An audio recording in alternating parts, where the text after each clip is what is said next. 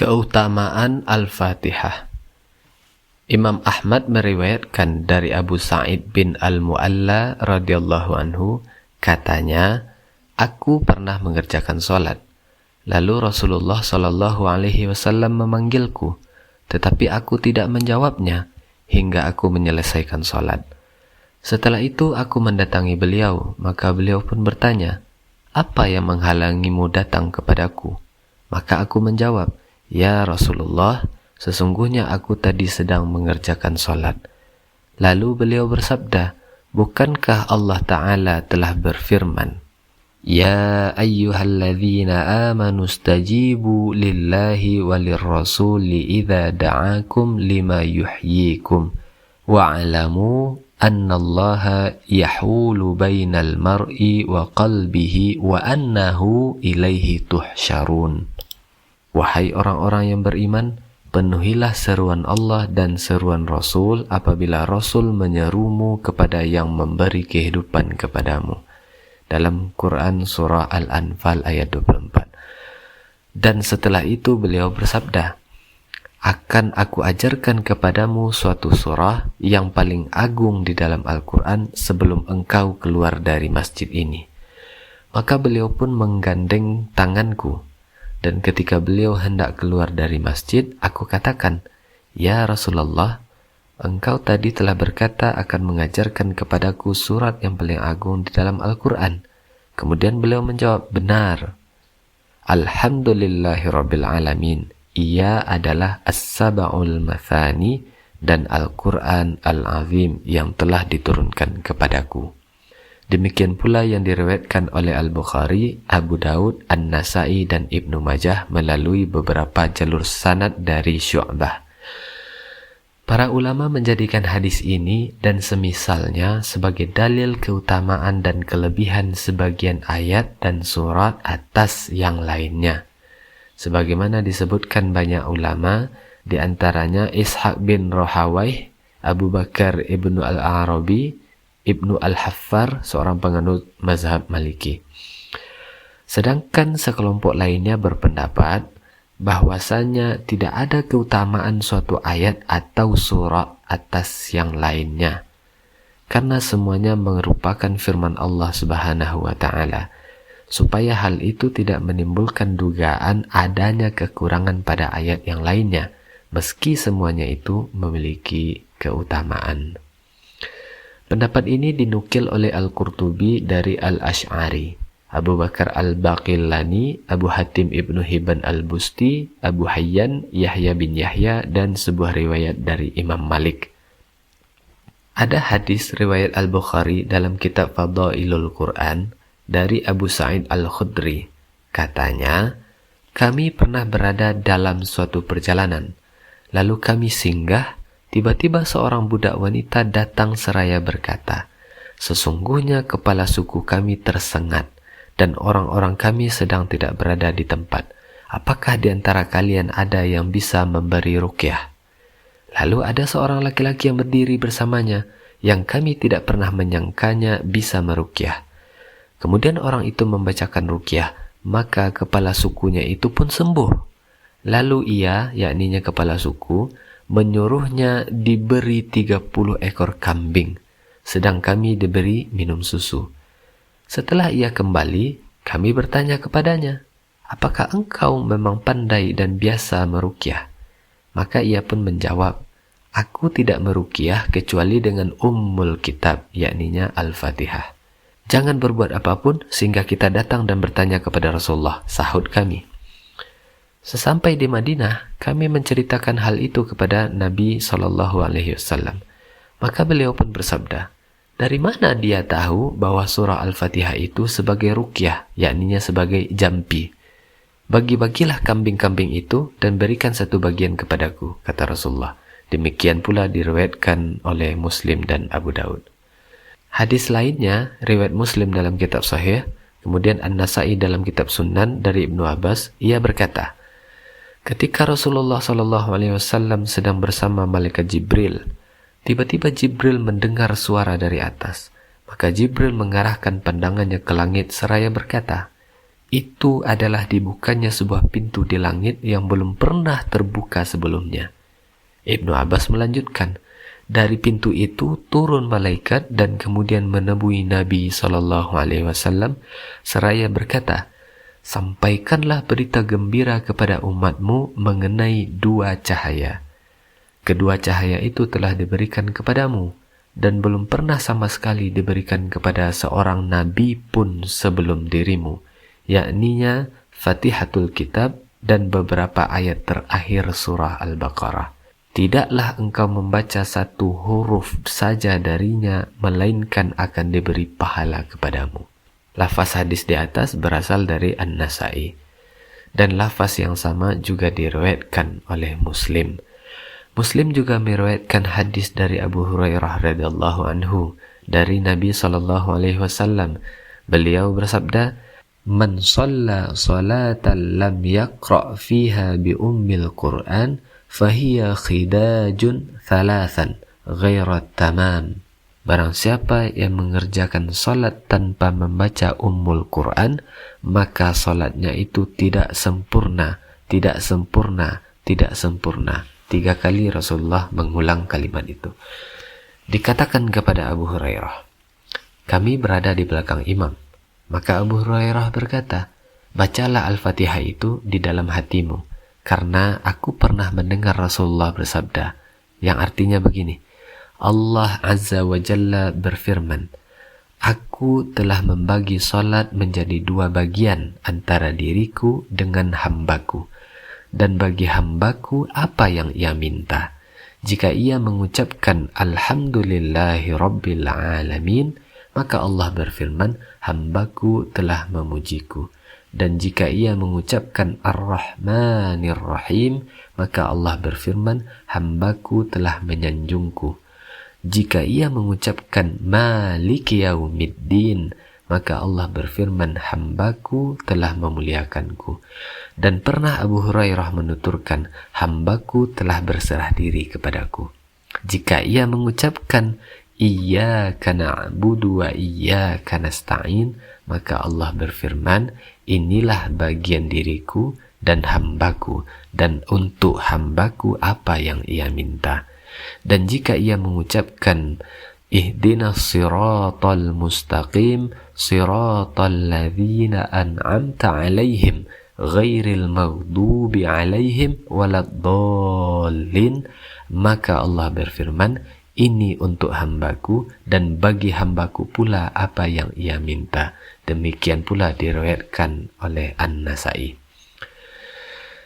Penjelasan mengenai hadis ini yang khusus tentang Al-Fatihah terdiri dari beberapa hal. Pertama, disebutkan dalam hadis tersebut kata salat, dan maksudnya adalah bacaan, seperti firman Allah, وَلَا تَجْهَرْ بِصَلَاتِكَ وَلَا تُخَافِتْ بِهَا وَابْتَغِ بَيْنَ ذَلِكَ سَبِيلًا.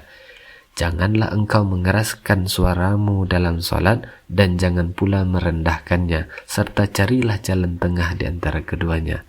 Quran Surah Al-Isra ayat 110.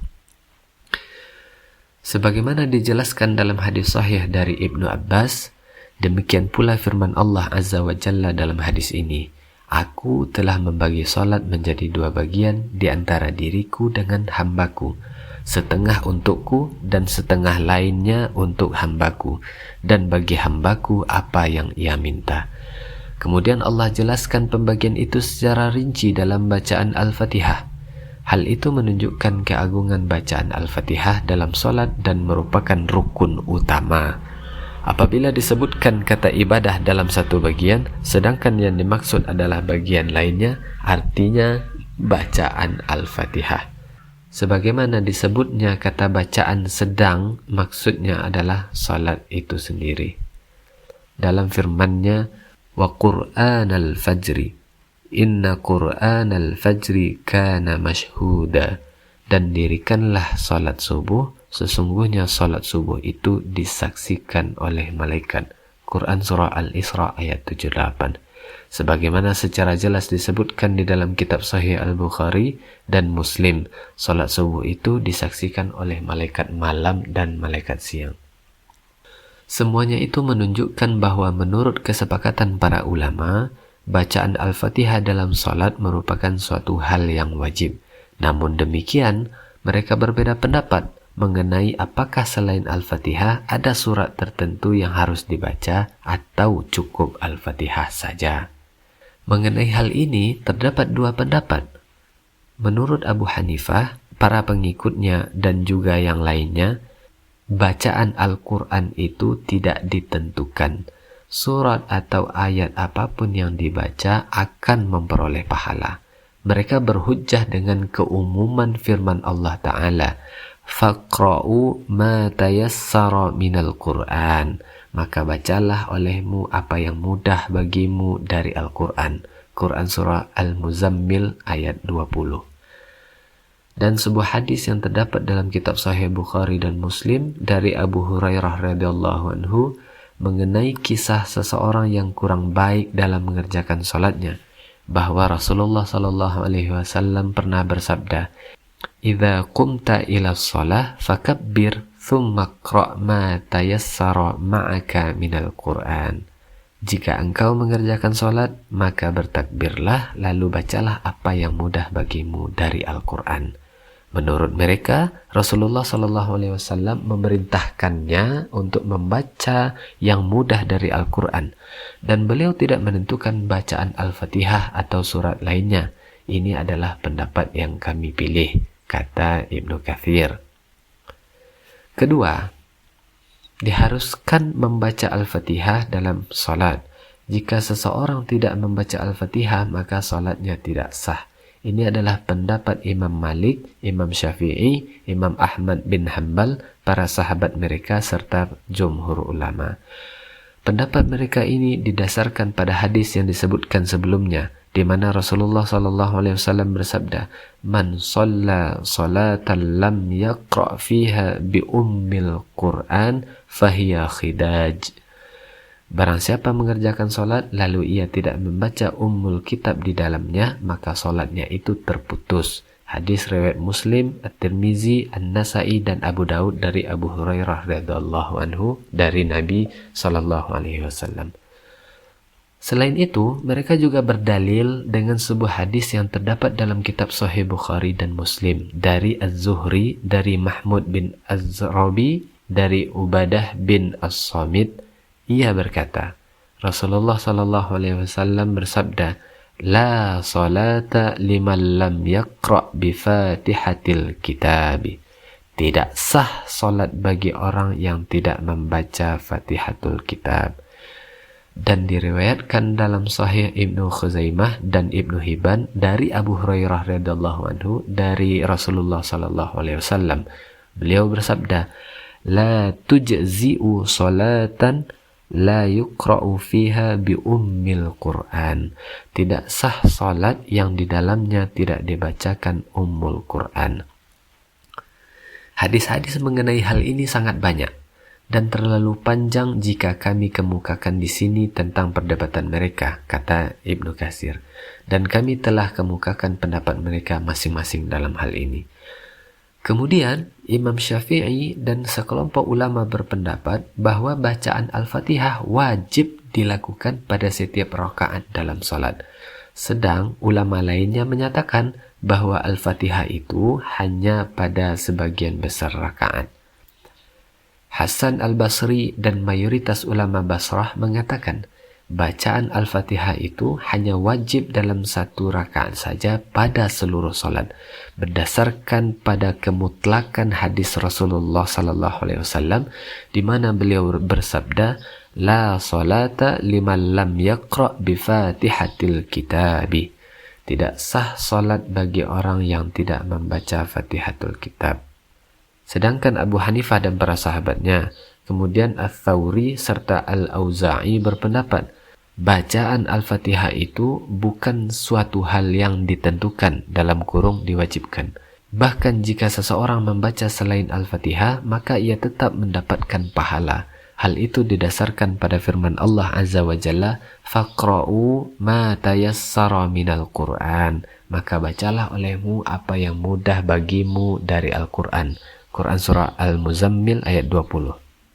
Ketiga, Apakah makmum juga berkewajiban membaca Al-Fatihah? Mengenai hal ini terdapat 3 pendapat di kalangan para ulama. Pendapat pertama, setiap makmum tetap berkewajiban membaca Al-Fatihah sebagaimana imam. Hal itu didasarkan pada keumuman hadis yang disebutkan di atas. Pendapat kedua, tidak ada kewajiban membaca Al-Fatihah atau surah lainnya bagi makmum sama sekali, baik dalam solat jahar, bacaan yang dikeraskan, atau maupun dalam solat sir yang bacaannya tidak dikeraskan. Hal itu didasarkan pada hadis yang diriwayatkan oleh Imam Ahmad bin Hanbal dalam kitab Al-Musnad dari Jabir bin Abdullah bahwa Nabi SAW bersabda, "Man kana lahu imamun fakira'atul imami lahu kira'ahu." Barang siapa salat bersama seorang imam, maka bacaan imam itu adalah bacaan untuk makmum juga. Namun hadis ini memiliki kelemahan dalam isnadnya dan diriwayatkan Imam Malik dari Wahab bin Kaisan dari Jabir. Juga diriwayatkan dari beberapa jalan, namun tidak satu pun yang berasal dari Nabi SAW. Pendapat ketiga, Al-Fatihah wajib dibaca oleh makmum dalam solat sir dan tidak wajib baginya membaca dalam solat jahar. Hal itu sebagaimana yang telah ditegaskan dalam kitab Sahih Muslim dari Abu Musa al-Ash'ari, katanya Rasulullah SAW bersabda, "Innama ju'ilal imamu liyu'tamma bihi, fa idza kabbara fakabbaru, wa idza qara'a fa ansitu." Sesungguhnya imam itu dijadikan sebagai panutan. Jika ia bertakbir, maka hendaklah kalian bertakbir. Dan jika ia membaca Al-Fatihah atau surah Al-Quran, maka simaklah oleh kalian, dan seterusnya. Demikian pula diriwayatkan oleh para penyusun kitab As-Sunan, yakni Abu Dawud, An-Nasai, dan Ibnu Majah, yang berasal dari Abu Hurairah. Nabi SAW bersabda, "Jika imam membaca Al-Fatihah atau surah Al-Quran, maka simaklah oleh kalian." Hadis ini telah dinyatakan sahih oleh Muslim bin Hajjaj.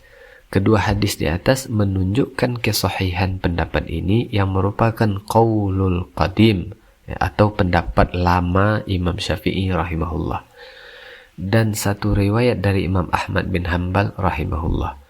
Dan maksud dari pengangkatan masalah-masalah tersebut di atas adalah untuk menjelaskan hukum-hukum yang khusus berkenaan dengan surah Al-Fatihah dan tidak berkenaan dengan surah-surah lainnya.